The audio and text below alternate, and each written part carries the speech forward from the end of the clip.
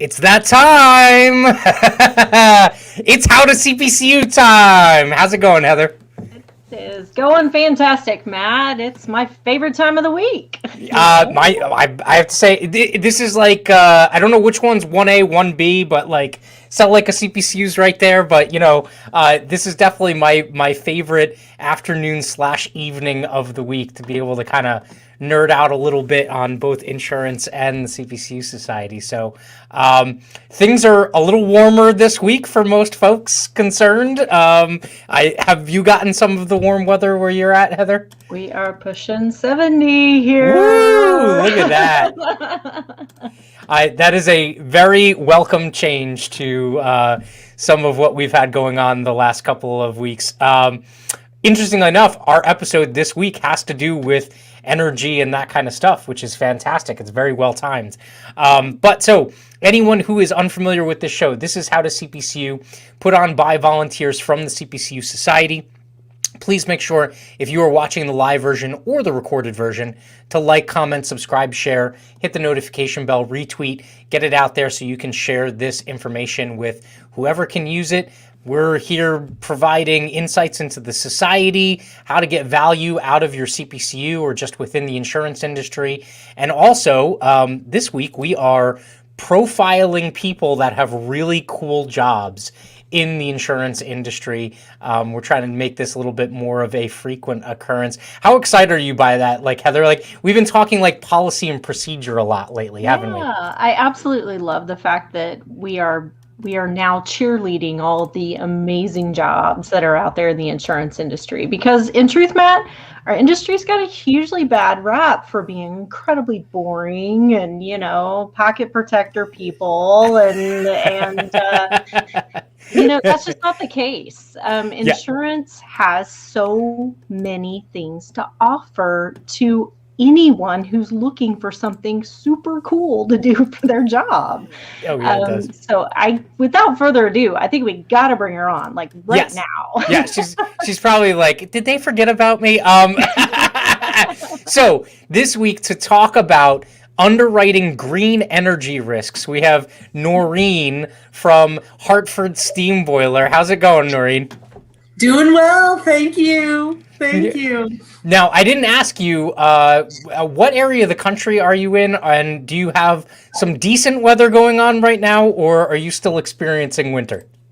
Well, we're in Hartford, Connecticut, and it did reach 48, which is flip-flop weather, Yeah. Right? T-shirts, flip-flops, and a parka. Yeah. We still have some snow on the ground, but it'll get a little colder over the weekend. Awesome. I remember when the temperature hit 40 here in New Jersey, I was like, it's shorts and t-shirts weather, man. It's like this is a heat wave. I'm going to turn the heat off in the house pretty soon. I had windows open, everything. Yeah.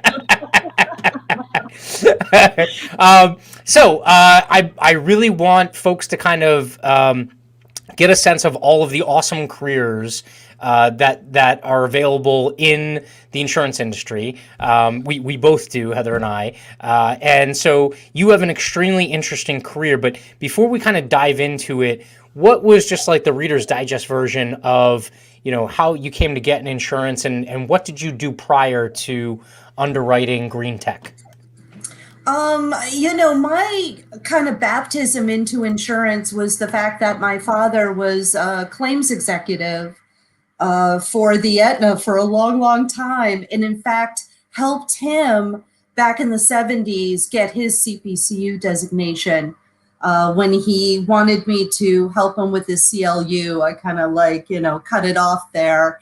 So I grew up with the CPCU magazine on my coffee table and talk about the insurance industry, again, right at my dinner table. So that was my first kind of baptism into insurance. After college, I needed to come back to Connecticut due to some family issues. And what do you do when you're in Connecticut? It's either computer science or IT or insurance, and was able to land a job with the Hartford Actually, and I know I'm dating myself, back in the Jurassic era, but I actually was part of a team that helped implement computer technology into claim offices for the Hartford. And part of that was training certainly older workers who were not used to any sort of technology, how to transition into their new roles and jobs, and do a claim file when you have this computer thing and the files and all of that. So I've had a very varied career in insurance. I worked for a time for a TPA where I was a risk management information consultant. And we had a RMIS system that I sold and worked with, Fortune 500 companies. That was like a really great time. Love risk management. And then segued into an operations role so that I could better learn filing and policies and all of that. And one day, one of our reinsurance executive asked if I wanted to learn how to draft reinsurance contracts.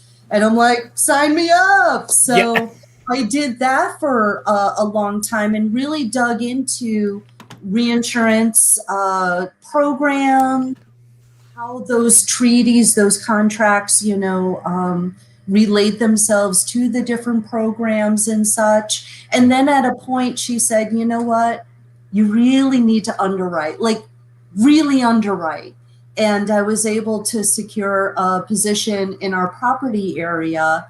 I did that for a little bit. I did jump to another company where at one point I underwrote property in particular, some inland marine, in support of ocean marine liabilities. That was like totally cool. Shipyards, love them. And then came back into reinsurance for a little bit. And then they had put together this unit that was going to focus on energy. And I definitely raised my hand to kind of delve into. Going back 6 years, that was a very kind of neophyte, niche type of path. And of course, I wanted to be part of it, knowing that it was here to stay and it wasn't going anywhere. So that's how I love property. It marries my love of property and that line of business with, as I said to you before the program, was something that I really believe in. Like I have solar on my house and I recycle everything and, really trying to, make a smaller footprint if I can. And how do we conserve? I want my grandchildren someday to see polar bears, right? To, experience the things that I've experienced growing up. Some of those animals and plants are now extinct. You don't get that back. So it's time. I really believe that it's time that we all take action to help our planet. And this is one way to do it. Awesome. People don't believe me, but it's true. So you had to bone up on green energy, Heather, right?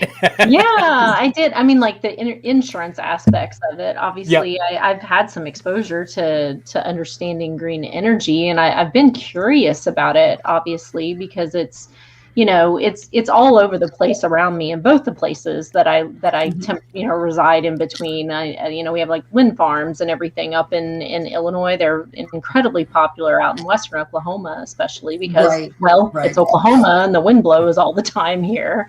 But the renewable aspects of it, I've always been interested in, because I get that we all have an individual role to play when it comes to what we can do to help to protect the environment. And the more that we do, the we can make an impact in our world. I know it doesn't feel like it a lot of times. Like, am I Like me putting these water bottles into a recycling bin and getting them off to a recycle, is that really helping anything? Am I truly making an impact? And you may not see it, but your grandkids might see that. You know, you have to think about it from that perspective. And for you to be involved and connect the insurance industry to that, that's exciting to me. Like that world, I can't wait to hear like the cool things that you get to do and the neat things that you get to take a look at when it comes to the renewable energy sources that we have today, because the world is wide open for us there. You know, well, and there's more and more emerging technologies or emerging ways to use technology. It doesn't necessarily have to be like a new thing. It could be old things if you just put them together in a new way to produce, to get a new result. Everybody's very familiar, as you mentioned, with solar. I think we're putting solar all over the place. You know, kids are wearing solar. Everybody's, solar. Wind is another one. But I think some of the other occupancies, like geothermal, in Connecticut, I actually see that at a residential level versus if you go out west, obviously, California, those areas, you're going to see the larger, facilities that are producing megawatts. One space that I am in particular, have a forte is that biomass, anaerobic digestion. Now, not only are they producing electricity, but also renewable natural gas. And, being able to go out to, let's say, a dairy farm. And there was one time where the farmer, it was myself and my engineer, we were cleaning off our boots and everything, right? Because you're walking around muck and a whole bunch of stuff. And he was like, may I help you? And we just, don't worry, we were here, we were looking at the equipment and your premises and everything. But to get into like half an hour, 40-minute conversation with this farmer about how this has helped him so much, right? Mm-hmm. It has helped him be a good neighbor because, you're taking the waste, effluent, for, that's our word of the day, effluent, and, actually transforming that into electricity, into sterilized bedding. He goes, it takes the smell out of the air. So I don't get the complaints anymore. I've become like a good neighbor. It has actually kept our farm cleaner. It's helped me, produce actually a little side revenue. I use what I need, but then I have some other farmers that I sell the sterilized, with the sterilized bedding to. So it's really a great thing. We should all be doing it, Yeah. And I'm just seeing how it grows and grows. Well, as someone, so I'm actually, I eat a plant-based diet. And one of the biggest reason I do it is for health reasons. The secondary reason is because of, factory farming and some of the imbalances that it causes, right? And what I like about what you're talking about and kind of what you work with every single day is it's a way of taking that system that's imbalanced and then finding a useful purpose for it that kind of like either cancels out or completely removes, like that effluent when it goes into, waterways. There's a lot of natural fish die-off that happens as a result of it, because typically it's very, very high methane, very high pollutant, right? So that's fantastic. We're taking something that was normally a damaging waste product, and now we're using it to create something else that's purposeful and useful, which is fantastic. Tony brought up a question or a point here. He said, check out the Sunrise project out of Australia, and especially the insurance project, I guess that's attached to it. And I guess it's also a plug for insurance nerds. They're going to have more to come on that topic. But so from that standpoint, solar and wind really do get kind of like the rock star status when it comes to green energy. But some of these other things that are coming up, like in addition to kind of like these biomass solutions that are happening on farms and stuff, what else is out there? Like, what is something that folks may not even have heard of, or if they heard of it, they wouldn't even have expected was a green technology that you work with? Well, if you go into the hydroelectric space, hydroelectric doesn't get, the play that it really should. We have seen one individual, he actually implements an Archimedes screw that, churns, very, very slowly and, produces the electricity that way. And what's so great about like that type of, look, it's proven technology, right? Over, I don't know, 1,000 years or more. A couple of things, you can implement some of that technology where a traditional like dam or whatever might not work. Also with hydroelectric protection of the marine life, right? So if the, white-tailed whatever doesn't find the right fish ladder and goes through the thing, it may be a little dizzy coming out, but it's not going to be dead. And, those things are just so important.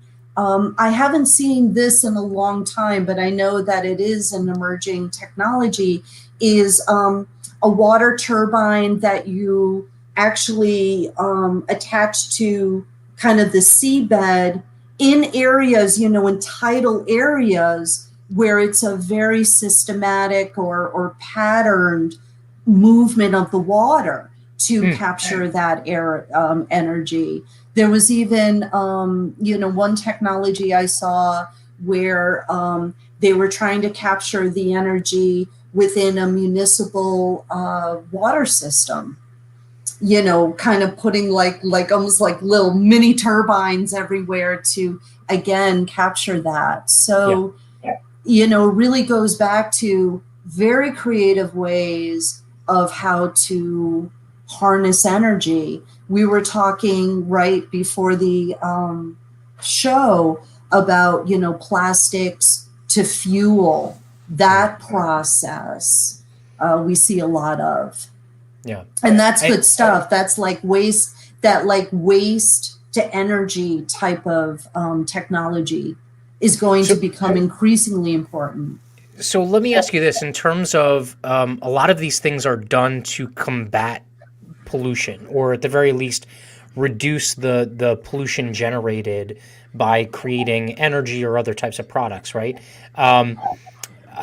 This might be kind of like in that sense of like, breaking down the fourth wall, but like, do you work in the pollution liability coverage area on some of these too? I mean, that's always something that was like, I always ask that question, like, is someone who's trying to do green energy, who's trying to stop pollution, have to worry about pollution liability, right? Like, well, I mean, I personally don't, because I focus on property, Sure. but do I know that on many of those policies, there is a pollution liability policy? You betcha. Yeah. You betcha. And we're seeing, though, this is kind of contrary to all of the good things that we just spoke about, in the solar sphere, right? All of these like panels and racking and everything, they've been up there 10, 15, whatever years, and now they're coming in with new. Well, what do you do with the old stuff? So now, necessity is the mother of invention. So now we're beginning to see companies who are taking all of those like old panels and everything and making something new, whether it's energy or fuel or something different. And we see that with wind too, because those wind turbines, after a while you got to replace them, or there's a new technology. Well, what do you do with the old stuff? Yeah. What, throw it into space? No, you got to do something with it. So, so we will continually see that kind of life cycle with all of this. Awesome. there's a city that sits right in the middle of the United States almost, that Greensburg, Kansas, in 2007 was wiped off the map of the U.S. basically by an F5 tornado. And I'll Wow. never forget, because we took our kids on a vacation that year, and we drove to Colorado from Oklahoma. And we drove through Greensburg after the tornado hit. And of course, coming from Oklahoma, tornadoes are the life. They happen pretty regularly.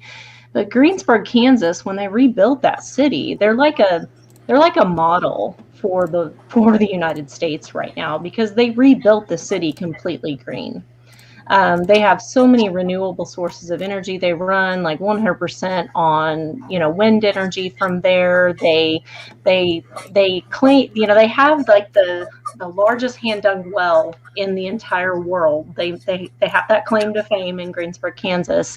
But they took a city that was completely like leveled by a tornado and turned it into this model of what like a municipality. Now, obviously, building green isn't always easy. It's not always the cheapest way to do things either, Right. So what are some ways that you see that those who are building green today are looking for or finding ways for cost savings and things like that? Because when you're building today, that's obviously something that any commercial or residential builder takes into consideration, is just the expenses of building, especially even this year, because everything is skyrocketed out of control when it comes to construction expenses. So how are green builders today, and those who are investing in this type of industry, how are they looking to best balance the cost savings that they can get from the materials that they're putting into these buildings and the things that they're utilizing? And are those things taken into consideration whenever you guys are working out underwriting for these types of businesses? That's the big question that I had. Yeah, I mean, what I see, like when, solar, there are no buildings, right? Wind, there are no buildings. Even with, like something like a geothermal or biomass or whatever, where there may be some buildings like to house a turbine or whatever, it isn't the same vein as building something to like a LEED certification. And I think, there's such a huge push by the public that if you're going to rebuild, you rebuild as green as possible, right? That you are utilizing only the energy you really need, and that you're conserving water, right? You see this on so many, like college and university campuses. There's always one or five, like, LEEDs certified buildings where, the roofs have certain grooves and everything to capture the water, and they're very energy efficient. It is more expensive. I think, though, you recoup those savings back. That's the whole, when I got solar panels on my house, they show you how much the price is, but then they show you, well, here's your savings over time. And that often far outweighs what you would have paid for up front, and that it's good. So you're getting good press. You are saving yourself money in the end. I mean, don't be penny wise, pound foolish, so to speak. And I think with the public, especially with any sort of areas of public assembly or whatever, they're demanding that those buildings be built to certain LEED certifications. Now, so let me ask you this question. So in terms of the actual kind of like nuts and bolts of the underwriting the risk, I mean, I'm a property and casualty broker, so I know more often than not, when it comes to a risk, right? Like, I pretty much know it's based off of either revenue or it's based off of payroll, right? With property, it's typically based off of square footage and construction type. Do the standard measures of property underwriting still get applied regardless of whether it's green, or is there something that's kind of like a special sauce that gets thrown into that underwriting process? You know what, whether it's green technology or not, I'm Yeah. not sure that, oh, okay, because this is green, that you get like, that credit or something else, Yeah. that differentiates the price. I think you're still kind of, a building's a building, and will it blow down in a named storm, and will it, sustain a fire, and will it, you're still going through those basic underwriting questions. So I'm not really sure it really makes that much of a difference. That's interesting. I think what the difference is that I think people forget this, that insurance is really part of the financial model, right?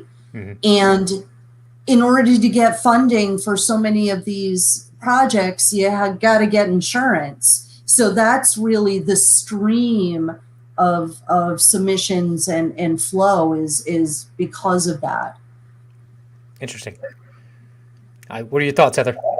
Yeah, no, I have learned a lot already today just from what you're talking about.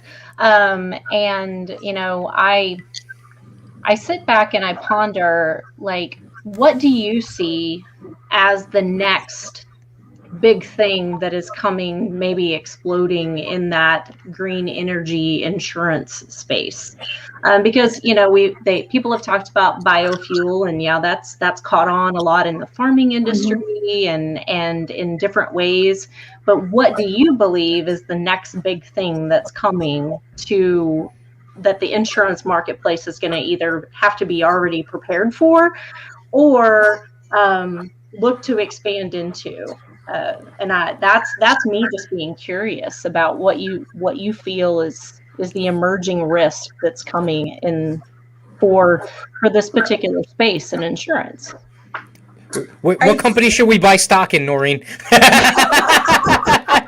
This is not an investment program. I'm kidding. It's such an interesting question. As a property underwriter, one thing that all property underwriters do is watch the weather. So when I think of like the next big thing, I'm thinking, is it coming off the Atlantic, the Gulf? Is California gonna fall into the sea? Or, is an EF5 going to, sweep it away? So that's when like the next big thing, it's like, it's almost hurricane season. So I think what the industry needs to kind of look at, and I know we are as a company, as many other companies, is as you put up renewables, particularly such as wind and solar, that are just out there to the elements, okay? That CAC component is really shaping appetites. And when that shapes the appetite, that does have ramifications into, the actual development of these projects. So you'll see like different markets do different things. That also potentially affects, like, we're still going through the COVID questions about, how does this impact BI coverage for businesses and things like that, right? That's got to be a consideration, especially for those risks that you're underwriting right now, right? That are, they had a standard revenue model, and now they're kind of like, bringing on this side hustle or this secondary source of revenue. Are they typically cognizant of catching that additional BI exposure in there, or is it something where they have to be reminded. And by they, I mean the brokers that are typically writing this stuff. Well, I mean, what's happening right now, and I'm sure you see it, is everybody has a pandemic exclusion. So not specific to COVID, it's specific to anything, you know, whether it's Ebola or some variant or whatever. Everybody's kind of putting that on, and the court cases for actual COVID have been varied. You've seen it in the papers. Sometimes they get paid, sometimes they're declined. We don't know where that is all going to spin out. It's something for consideration, particularly in the construction area. Like, you know, you have nobody constructing, that's a huge delay in the project. And what does that mean? Awesome. Yeah. So we actually do have a question from our audience. Sorry for covering over your face intermittently here, Noreen. But Abby, I don't know if you know Abby. Abby is big time active with 3IG and, you know, throughout the Cpcu Society. But she wanted to ask, any advice for students or the next generation in our industry who may highly value the idea of working in a position for a company that matches their values? It sounds like your role nicely aligns with your values, and I think it's really important. I think it's always you need to understand kind of the culture, I think, of the company. I know I work for a company who values human life, who values our planet. Munich Re, I believe, is one of the largest renewable asset holders in the world, right? But even before we were part of the Munich Re family, I remember particularly in Katrina, where HSB employees just loaded up cars with food and blankets and fuel and water and whatever they could and raced to that area of the nation just to help people, whether it was our employees or someone else. You know, we really come from a culture that cares when we walk out the door too. And I think that is, you know, just so, you know, is so wonderful. And I just happen to fall into a job where I can actually work in a passion of mine that is energy in helping, you know, get rid of our waste and repurpose our waste. Yeah. So always, you know, I ask, you know, certainly ask in your interview, ask other people who know of that company, read the papers, because there's always, you know, good news and bad news, right? You can Google that now. I mean, back in the day, I had to like go to the library, open up a book or something. What's a library? It's so much easier, but I think it is important that if giving back, you know, that's such an overused phrase, but if giving back is something really important to you, then look for those examples. How did you do that? Yeah, and you're tickling on something that is like one of my passion points, Noreen, because I feel like as an industry that insurance often doesn't tell our story well enough. Okay. And that's why we're facing what we're facing today, which is a talent gap. And this, you know, because the silver tsunami is coming and we've got a lot of people who are going to be leaving out with that experience. We have not done a great job of telling those cultural stories about our industry, about our companies, about who we work for. And because the generations that are coming into our industry are so incredibly connected to information. Okay, like they are, you know, they're digital natives. All right. So they have grown up with information. They didn't have a card catalog. Okay, they didn't have to use the Dewey Decimal System. I love the Dewey Decimal System. I do too. I know. There you go.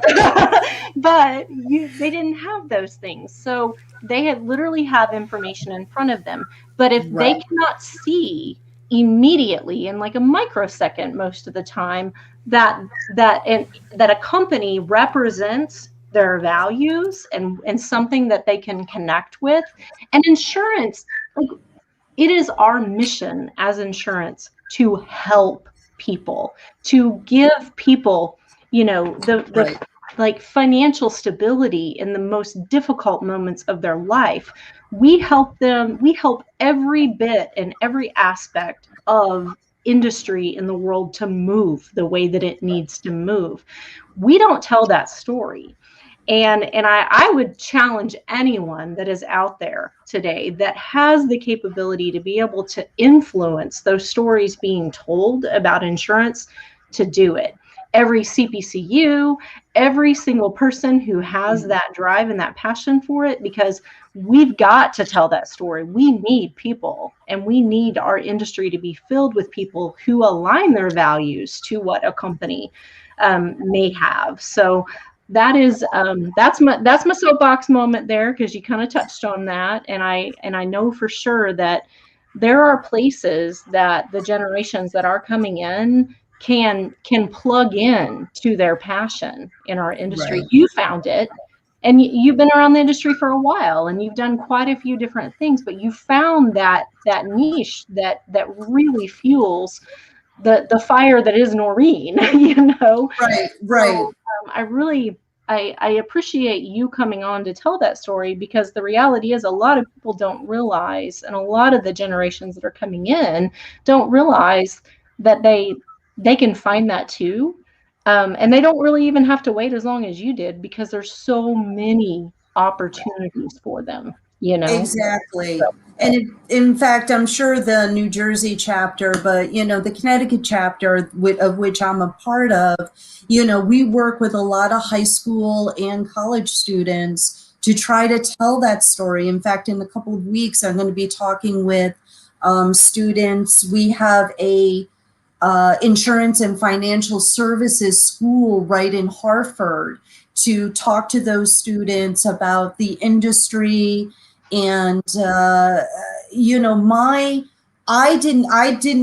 don't have a business degree for my baccalaureate. I actually have medieval studies, history, and then I went for my MBA and CPCU. So I'm always, I always raise my hand, and arts major, yes, we still need you.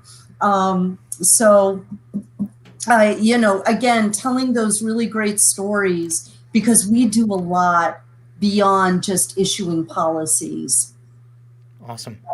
So Abby had a follow-up question. She said, thank you.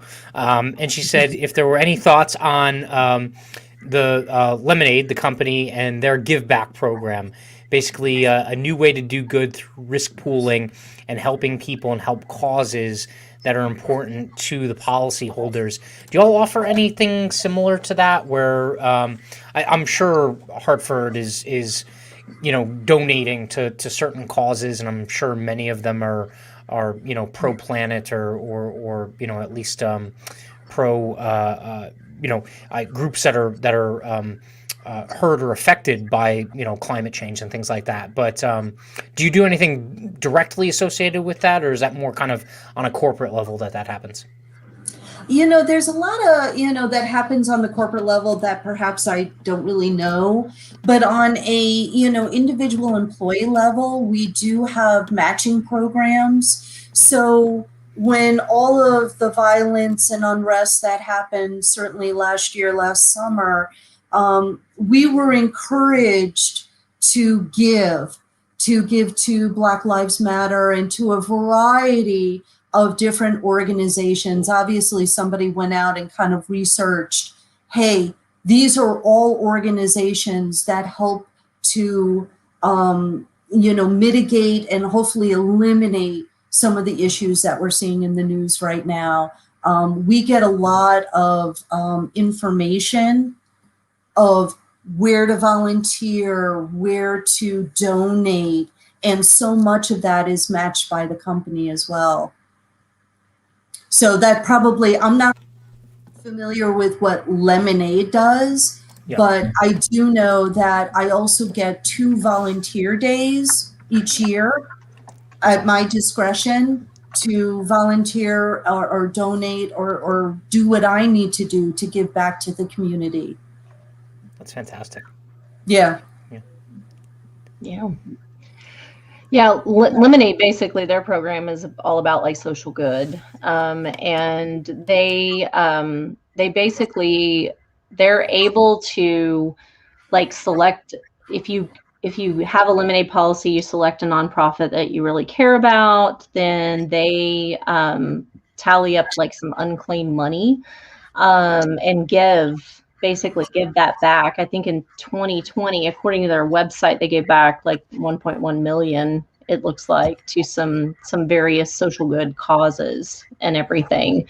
So those are, I mean, that's just so like, you think about insurance and the model of insurance, like Lemonade's taking it all and flipping it around and saying, no, we're going to be so different than everybody else. And granted, Lemonade has their challenges. I'm not here to like plug them and say that they're better than anybody else, Right. but they are looking at that social give back aspect of insurance, even though that's kind of like one of the core foundations of who we are as an industry. And they really are activating it, I think, in a different way than other companies may have done in the past. And they're also telling their story about it pretty well too, you know. And that's attractive. That's very attractive to Gen Zs and Gen Xers and, you know, the millennials as well. So I think, once again, it's about that storytelling that needs to be done about what's important to people today, you know, in society. And yeah, I appreciate that aspect of Lemonade. But it's a very interesting flip of their insurance model to do that, for sure. Yep. Well, I think, you know, one thing to bring up are the employee resource groups that I know our company has and so many other companies, you know, that can take kind of a homogeneous, you know, set of, you know, either charitable donations or, you know, some sort of time give back. You know, in fact, I'm part of the Pride ERG at HSB, and we've given, you know, like a few $1,000s to Glisten. You know, there's a chapter right in New Haven here in Connecticut, as well as like to True Colors, which has, you know, helps families as well as individuals who perhaps are transitioning or have questions and other resource needs. So, you know, that I think that's kind of part of it with commercial insurance. Not sure if that is much of a draw, but certainly on a personal lines level, I could see where, gee, I would love to check a box and, I don't know, $2 goes to wherever, and then over the aggregate, it's really a large sum. So, you know, I think we're all giving back, and, you know, and actually coming up with the same answer. It's just different paths on how to get there. Oh, most definitely. Most definitely. I think the altruistic nature of this industry cannot be understated. The you know, the imagery that you had earlier of folks, you know, packing up and driving to the south to help people after Katrina. I mean, that imagery happens every single time there's a catastrophe. Right. And Right. it's really tough because it doesn't really get documented. You know, it gets kind of, I don't know if it gets swept under the rug or if it's just kind of like not focused on because obviously, one, there's a tragedy to focus on, and two, you know, maybe larger organizations just do a better job of kind of, you know, coordinating how that gets highlighted. But yeah, no, the altruism in this industry is I would argue it's one of, if not the most altruistic industries that are out there that someone could work in. I want to pivot a little bit, or kind of, double back a little bit, just in terms of kind of like the risks that you're working with, because something that you mentioned before we went live that was really interesting was, in the vein of kind of like what gets attention, the actual operations that generate energy and generate, whether it's ethanol or electricity, or convert certain waste products. Those are like kind of like the second tier after you get past like the rock star solar and wind and everything like that. That's the second tier. The third tier you were kind of talking about is almost like the silent partner in all of this. But me being a broker and a risk manager, it's actually probably the most important for me, right? It's the ancillary services, it's the support services, and I think you were talking about things like emergency response and fire suppression and things like that go along with it. So can you just talk a little bit more about that, because I don't think anyone really ever hears about that. Right, and nobody ever, really considers it. The equipment piece of these operations, of these occupancies, is, probably on tongue, because that's kind of what you see, but you don't realize, like in the ethanol space, that's a fire risk. Like, things go kaboom and they blow up and catch on fire and everything like that. So you really need more suppression than just kind of life safety, right? If you live in an apartment, there are sprinklers, but is that really there to put out the fire? No, it's to give you enough time to leave the building, versus some of the deluge systems that we see in these facilities. No, you've got to like douse the fire, and water is only one way, carbon dioxide, there are different ways to snuff out, take out one of the, kind of ingredients of how you make a fire. You got to get rid of either an accelerant or the air, right? So those are really important aspects of, the renewable energy space when you get into those waste energy and ethanol, biofuel concerns. Think about geothermal, like where are you building them? It's very seismic, right? That's how you're getting the steam and the energy. So, whereas on solar, you see a big solar field in the middle of wherever, you can't put sprinklers up, right? But what you try to do are preventative maintenance so that you're not getting any sort of electrical arcing or other issues, right? This is all stuff that needs to be maintained and looked at during its life. Yeah. No, that's awesome. So you talked a little bit about like some of the loss control measures, obviously, and loss prevention measures that they seem like they're heightened for some of the risks that you guys look at, right? Because of the nature of how that particular type of energy works. I mean, and I'm all about balance here. Like how do people that get into this business take on the idea that, I'm going to have to invest in more expensive, deluge systems that are going to put out a fire with ethanol, and I know that they have the mindset to do that, but those are cost factors that have to be taken into consideration, obviously, with the insurance product, so there's that's what I think makes what you do very unique, is that there are so many other pieces. Like you spend a lot of your time probably coaching and talking to people about loss control, loss prevention. What can you do to reduce the cost of what exactly for us to insure you?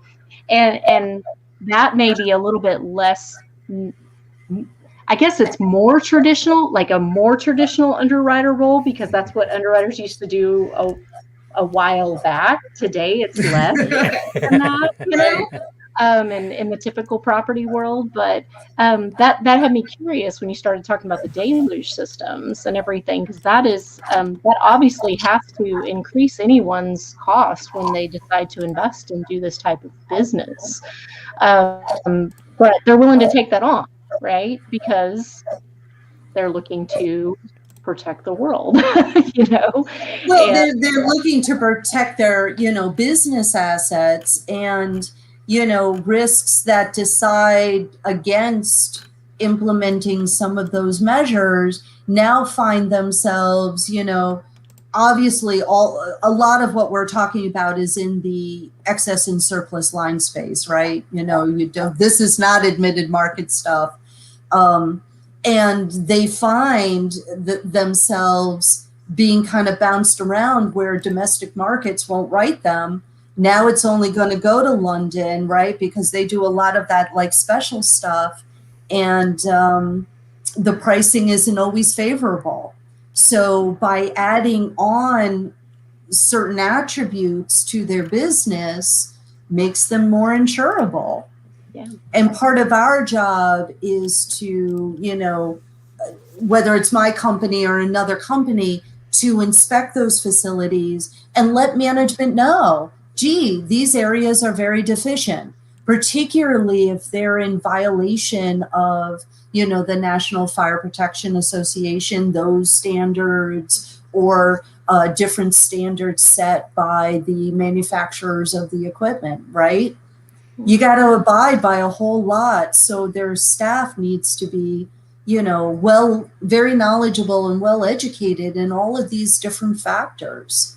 In the case of fire, I've seen on, some very, very volatile, non-green as well as green occupancies where they actually have their own fire brigade right there on premises. Awesome. They can't wait, 5-10 minutes for them to finish chili and come running. Yeah. Just wait, it's almost there. The bugs will be out in a second.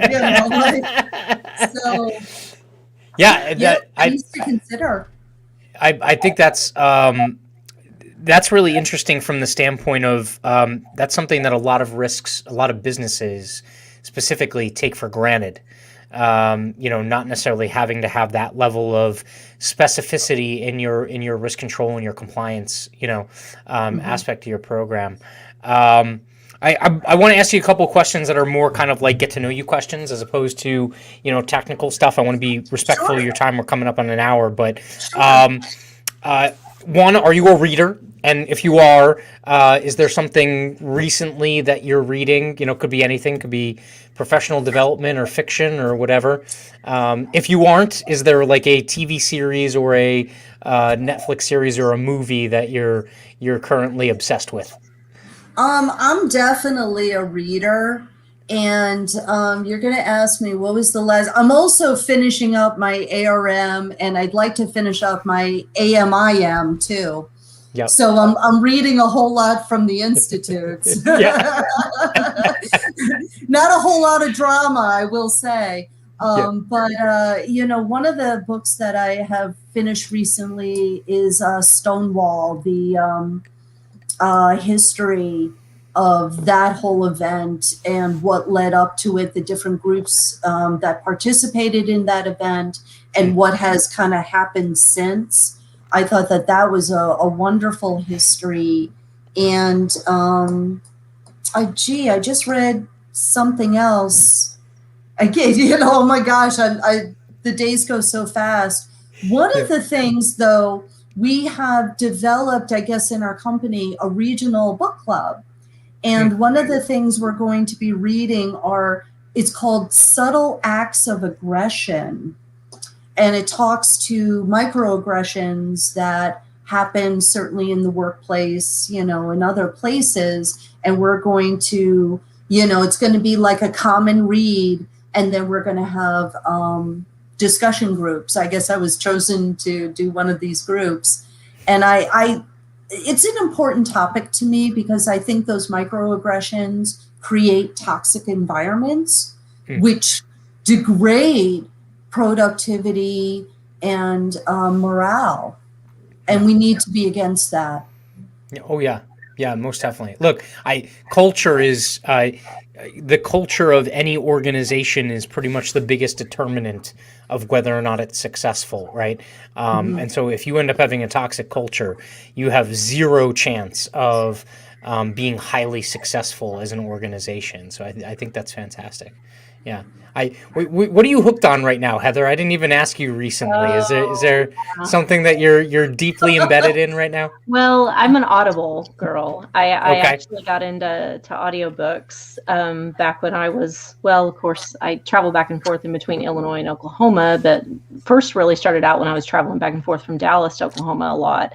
And so 4 hours, 8 hours on the road, you want something to keep your brain occupied other than your typical rock jam playlist and all my David Bowie playlists. So I had to have something that I could get into. And so I've been going back to my classics, but I got one of the most recent John Grisham books called A Time for Mercy. And I've always been a Grisham fan, huge Grisham fan. And so I'm into that one right now, several chapters into that one right now, really enjoying it. It's a tough one to listen to because like it starts out with murder, obviously, but always love Grisham books. And then if you're talking about, my mindless waste of time that I figured out in 2020. I think that we have gone back and we are watching Boston Legal all over again because I can't get enough Denny Crane. I love Shatner. Great. I absolutely love Shatner. Absolutely love James Spader. They've always been two of my favorite actors, and that show is just filled and ripe with some of the most hilarious, albeit fanciful, legal things that could ever happen. So you sense a theme there. I'm really into the law and the legalese world, and I've always loved those kind of shows and always loved those kind of books. But me and Denny Crane have been buddies lately again. That's awesome. I'm actually we try not to get too political on this show, so I don't want to take a deep dive, but I'm reading a book right now called Enough Already, and it's essentially a catalog of all of the foreign policy tomfoolery that the United States has taken part in over the last, say, 20 years, and it's eye-opening. Like just the back and forths of who we supported and then why we turned on them, and sometimes it was a good reason, sometimes it was completely arbitrary. It's like this real life kind of like version of Clue, where it's like someone was the enemy and now like maybe they're your ally and all kinds of other stuff. So it's crazy. It goes back and forth. It breaks it down by country too, which helps. So like each one, most of it's most of the Middle East. So it'll go Yemen, it'll go it'll go Syria. Oh, looks like we might have lost Noreen. Maybe she'll get back in. But yeah, really good book. It's kind of heavy, so it takes some time to get through, because you're always trying to like figure out, wait, who's our friend again? Like, which side are we on right now? I rewatched Argo this past weekend. I don't know if you've seen that Affleck film, but because it really kind of opens your eyes to the story of what in the world was going on in the Middle East at that time, and I've always enjoyed that film, but I went and rewatched it this weekend, and have to say I kind of almost teared up again when they got the hostages out of there, because even though the story, how it's going to end, it was like, it's so emotional to think about like people living in a world where those types of things happen, and yet the United States has an interesting role to play in all of that,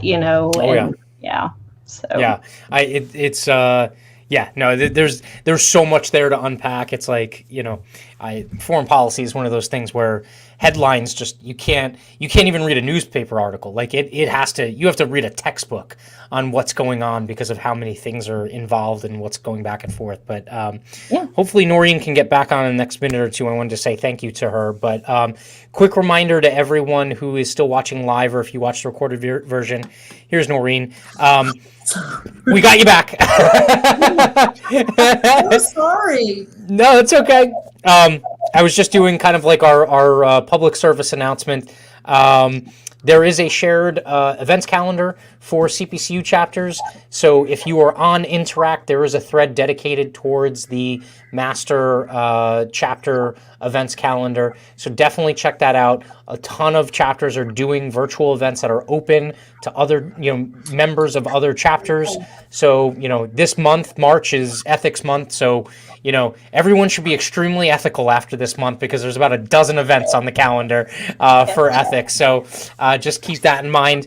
And that's all I got. Noreen, I'm glad you got back because I wanted to say thank you. I appreciate you taking the time. Too. Thank you. Yeah, we for the record, we don't pay our guests huge salaries or anything like that, so no appearance fees really. So it's all volunteer, but I want to say thank you very much. Noreen, if anyone kind of wants to connect with you, is where LinkedIn? Is there somewhere else that's good for them to kind of connect with you? Yeah. Do you want me to put my information maybe in the chat? You can get me by email. Yeah, I can share it right now. What is your best direct email to use? Noreen_Kuziak @hsb.com. I would love to have some questions and for people to reach out to me. Awesome. Yeah, no, it's in there. It's part of the comment record now, so folks can definitely get in touch with you. Any parting comments, Heather? Questions? Anything like that? No, I really appreciate that you brought this topic to us just because, number one, you made me learn something, which is cool. And I love that. But number two, I think this is inspirational for people who are looking at our industry and going, I don't want to sell insurance. I want to do something really life-changing and different and cool. And you've just shown us like one window into what they can do with their career. So that I truly appreciate. Great to meet you. And I hope it really warms up soon there. I know you guys have summer for like 1 month, right? In Connecticut. 6 weeks. 6 weeks. And hopefully sometime in the near future we'll all be in the same approximate location so we can have an adult beverage and hang out. I can't wait for that day. Can't wait for that day. Thank you, everyone. If you are still hanging on to the live broadcast, thank you very much. If you watch this far on the recorded version, also thank you as well. Remember, like, comment, subscribe, share. We're here every single Wednesday at 5:30 p.m. Eastern. Another one in the books. Have a good weekend, or a good week, then weekend. Bye, all. Bye. Bye-bye.